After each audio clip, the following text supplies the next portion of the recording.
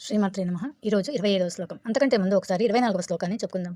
బ్రహ్మార్పణం బ్రహ్మహవిః బ్రహ్మాగ్నౌ బ్రహ్మణాహుతం బ్రహ్మైవ తేన గంతవ్యం బ్రహ్మకర్మ సమాధినా. 25వ శ్లోకం. దైవమేవాపరే యజ్ఞం యోగినః పర్యుపాసతే బ్రహ్మాజ్ఞావపరే యజ్ఞం యజ్ఞేనైవోపజుహ్వతి.